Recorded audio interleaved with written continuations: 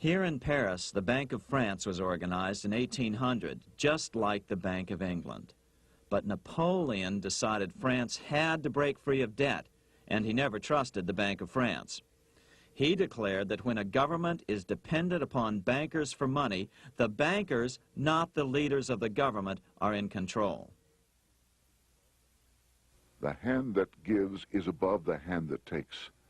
Money has no motherland. Financiers are without patriotism and without decency. Their sole object is gain. Back in America, unexpected help was about to arrive. In 1800, Thomas Jefferson narrowly defeated John Adams to become the third president of the United States. By 1803, Jefferson and Napoleon had struck a deal. The U.S. would give Napoleon $3 million in gold in exchange for a huge chunk of territory west of the Mississippi River, the Louisiana Purchase. With that $3 million, Napoleon quickly forged an army and set off across Europe, conquering everything in his path. But the Bank of England quickly rose to oppose him. They financed every nation in his path, reaping the enormous profits of war. Prussia, Austria, and finally Russia all went heavily into debt in a futile attempt to stop Napoleon. 4 years later, with the main French army in Russia, 30-year-old Nathan Rothschild, the head of the London office of the Rothschild family, personally took charge of a bold plan to smuggle a much-needed shipment of gold right through France to finance an attack by the Duke of Wellington from Spain. Nathan later bragged at a dinner party in London that it was the best business he'd ever done. Little did he know that he would do much better business in the near future. Wellington's attacks from the south and other defeats eventually forced Napoleon to abdicate, and Louis XVIII was crowned king. Napoleon was exiled to Elba, a tiny island off the coast of Italy, supposedly exiled from France forever. While Napoleon was in exile on Elba, temporarily defeated by England with the financial help of the Rothschilds, America was trying to break free of its central bank as well.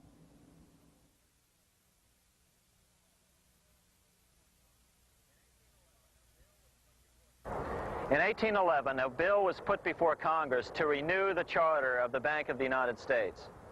The debate grew very heated, and the legislatures of both Pennsylvania and Virginia passed resolutions asking Congress to kill the bank. The press corps of the day attacked the bank openly, calling it a great swindle, a vulture, a viper, and a cobra. Oh, to have an independent press once again in America. A congressman named P.B. Porter attacked the bank from the floor of Congress, saying if the bank's charter was renewed, Congress, quote, will have planted in the bosom of this Constitution a viper, which one day or another will sting the liberties of this country to the heart, close quote. Prospects didn't look that good for the bank. Some writers have even claimed that Nathan Rothschild warned that the United States would find itself involved in a most disastrous war if the bank's charter were not renewed. But it wasn't enough. When the smoke had cleared, the renewal bill was defeated by a single vote in the House and was deadlocked in the Senate. By now, America's fourth president, James Madison, was in the White House. Remember, Madison was a staunch opponent of the bank. His vice president, George Clinton, broke a tie in the Senate and sent the bank into oblivion. Within 5 months, England attacked the U.S., and the War of 1812 was on. But the British were still busy fighting Napoleon, and so the War of 1812 ended in a draw in 1814. Though the money changers were temporarily down, they were far from out. It would take them only another 2 years to bring back their bank bigger and stronger than ever.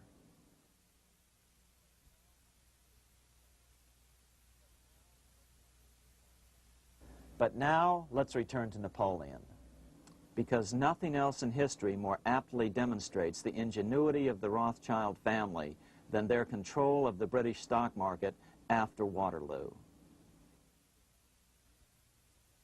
In 1815, a year after the end of the War of 1812 in America, Napoleon escaped his exile and returned to Paris. French troops were sent out to capture him, but such was his charisma that the soldiers rallied around their old leader and hailed him as their emperor once again.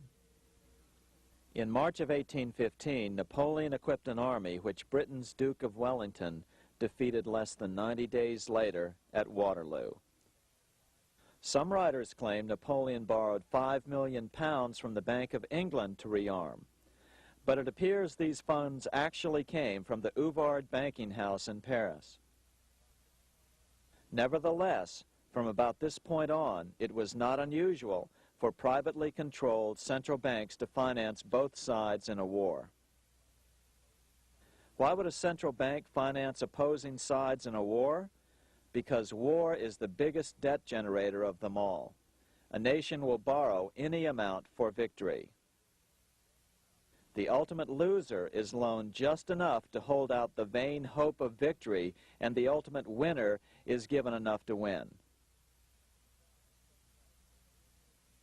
Besides, such loans are usually conditioned upon the guarantee that the victor will honor the debts of the vanquished.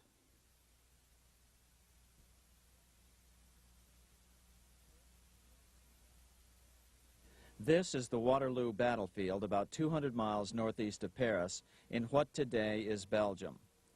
Here Napoleon suffered his final defeat, but not before thousands of French and Englishmen gave their lives on a steamy summer day in July of 1815.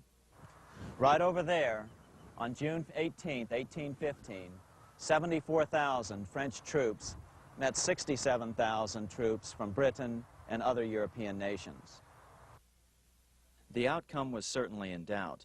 In fact, had Napoleon attacked a few hours earlier, he would probably have won the battle. But no matter who won or lost, back in London, Nathan Rothschild planned to use the opportunity to try to seize control over the British stock and bond market and possibly even the Bank of England. Rothschild stationed a trusted agent, a man named Rothworth, on the north side of the battlefield, closer to the English Channel. Once the battle had been decided, Rothworth took off for the Channel.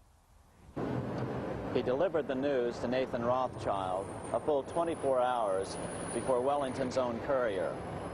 Rothschild hurried to the stock market and took up his usual position in front of an ancient pillar. All eyes were on him. The Rothschilds had a legendary communications network.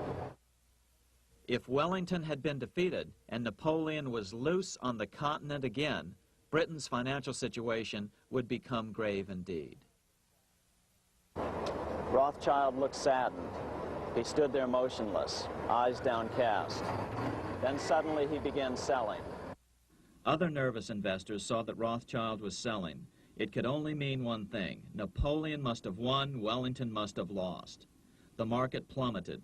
Soon everyone was selling their consols, their British government bonds, and prices dropped sharply. But then Rothschild started secretly buying up the consols through his agents for only a fraction of their worth hours before. Myths, legends, you say? 100 years later, the New York Times ran a story which said that Nathan's grandson had attempted to secure a court order to suppress a book with this stock market story in it. The Rothschild family claimed the story was untrue and libelous, but the court denied the Rothschilds' request and ordered the family to pay all court costs. What's even more interesting about this story is that some authors claim that the day after the Battle of Waterloo, in a matter of hours, Nathan Rothschild came to dominate not only the bond market, but the Bank of England as well. Whether or not the Rothschild family seized control of the Bank of England, the first privately owned central bank in a major European nation and the wealthiest, one thing is certain. By the mid-1800s, the Rothschilds were the richest family in the world, bar none.